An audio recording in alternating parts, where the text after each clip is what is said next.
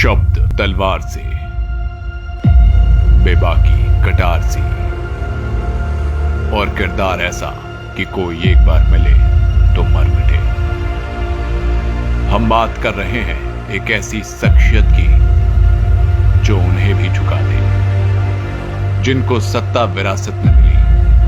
एक ऐसा नेता जो जितना जमीनी उसके विचार उतने ही गगनचुंबी, निडर ऐसा कि सरकारों को झुका दे।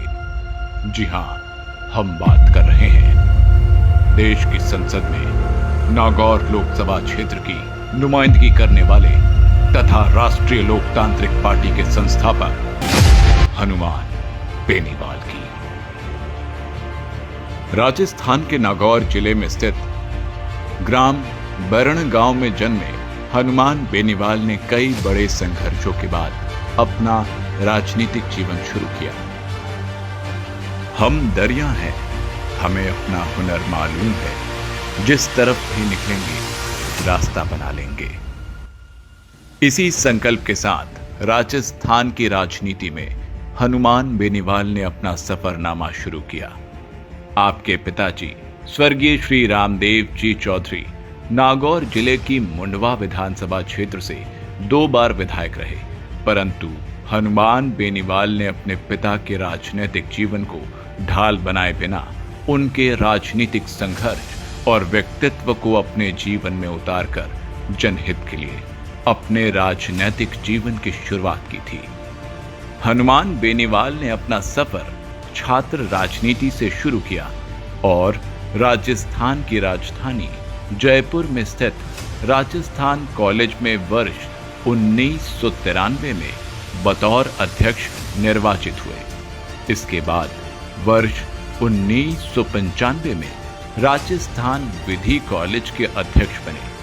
तत्पश्चात वर्ष 1997 में राजस्थान विश्वविद्यालय के सिरमौर बनकर अध्यक्ष का चुनाव निर्दलीय विजय होकर राजस्थान विश्वविद्यालय के छात्र संघ अध्यक्ष बने। छात्र राजनीति का संघर्ष।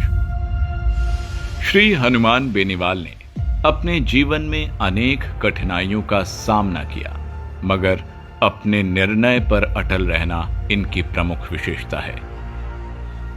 वर्ष 1997 में जब राजस्थान विश्वविद्यालय प्रशासन ने छात्रों की फीस में 16 गुना की वृद्धि की गई, तो उसके खिलाफ वो विश्वविद्यालय में ग्रामीण छात्रों के आरक्षण को लेकर आंदोलन किया तथा 17 दिनों तक जेल में भूख हड़ताल की।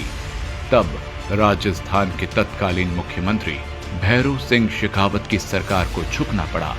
वह हनुमान बेनीवाल से वार्ता के लिए अपने 3 मंत्रियों को जयपुर स्थित केंद्रीय कारागार में भेजा, जहां सरकार के प्रतिनिधियों ने हनुमान बेनीवाल की मांगों को मानते हुए फीस में की गई बढ़ोतरी को वापस लिया।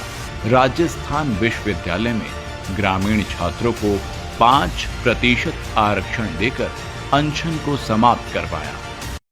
छात्र राजनीति से विधानसभा तक का सफर।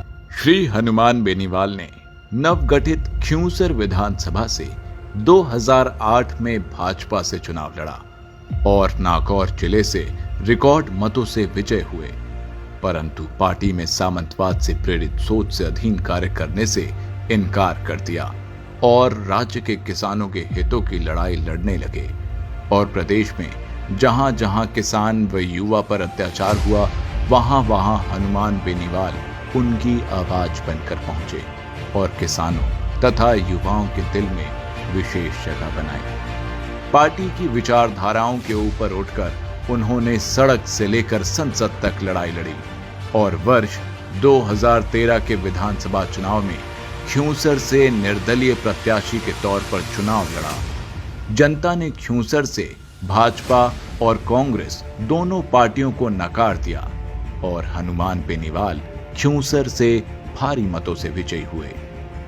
इनकी लोकप्रियता का अंदाजा इसी बात से लगाया जा सकता है कि वर्ष 2013 विधानसभा चुनाव में तत्कालीन गुजरात के मुख्यमंत्री व वर्तमान प्रधानमंत्री श्री नरेंद्र मोदी जी ने खियूंसर क्षेत्र के कुचेरा कस्बे में जनसभा भी की। इसके बावजूद भारतीय जनता पार्टी व कांग्रेस के प्रत्याशियों को भारी मतों से पराजय का सामना करना पड़ा।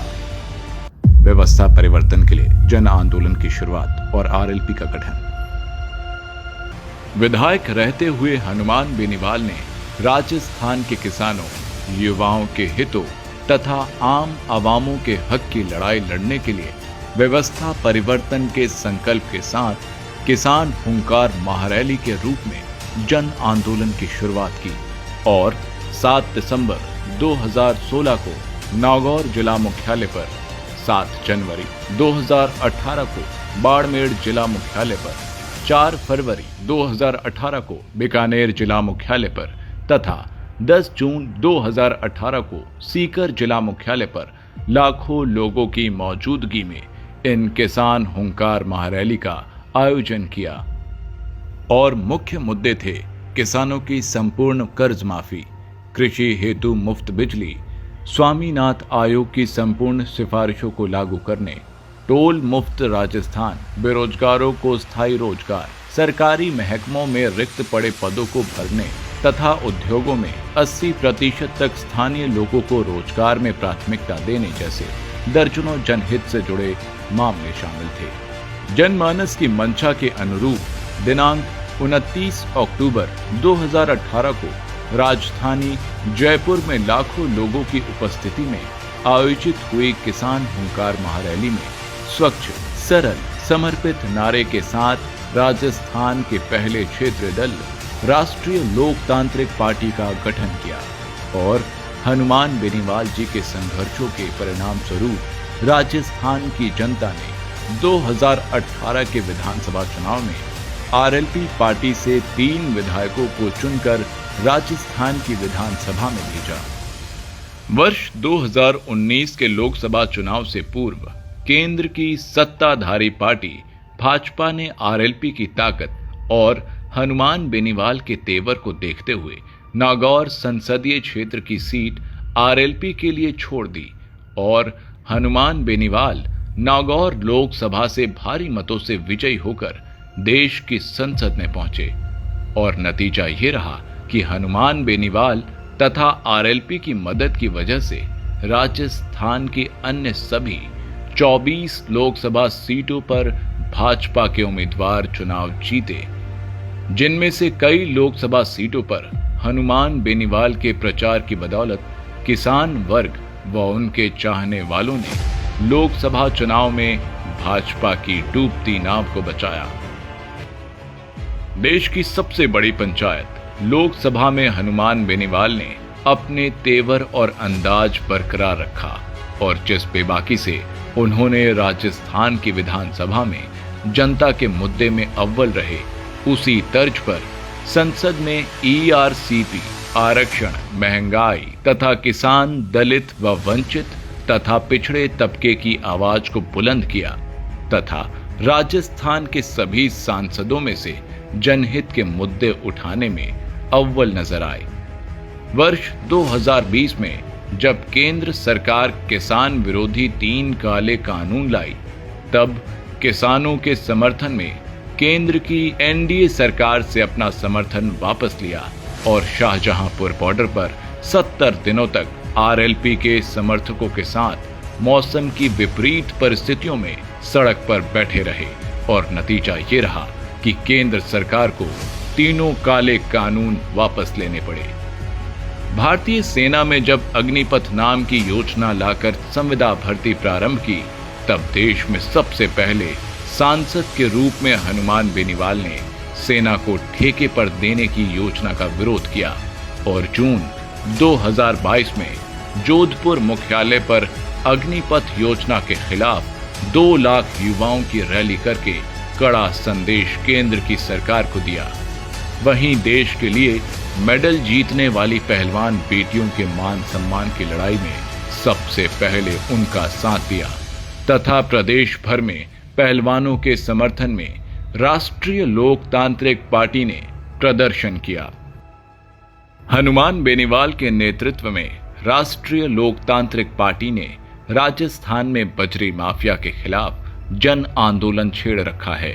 वहीं जालौर के इंद्र मेघवाल प्रकरण थाना गांजी में दलित महिला के साथ सामूहिक दुराचार, अलवर की मुख बधिर बालिका के साथ हुए अन्याय तथा बीकानेर के खाजूवाला में दलित बालिका का सामूहिक दुष्कर्म करके हुई हत्या जैसे दलितों पर हुए अत्याचारों से जुड़े दर्जनों मामलों में प्रखर रूप से दलित हितों की परोपकारी की तथा राजस्थान में किसी भी वर्ग पर हुए अत्याचार तथा अन्याय के मामले में सबसे पहले न्याय की लड़ाई की अगुवाई हनुमान बेनीवाल करते हैं।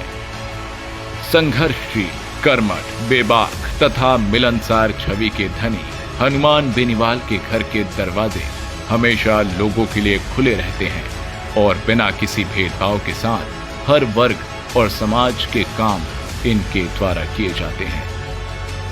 एक महान व्यक्तित्व के नेतृत्व में बनी राजस्थान की पहली क्षेत्रीय पार्टी राष्ट्रीय लोकतांत्रिक पार्टी व्यवस्था परिवर्तन के संकल्प के साथ राजस्थान का नवनिर्माण करना चाह रही है, जिसमें आप सभी का सहयोग व योगदान अत्यंत आवश्यक है।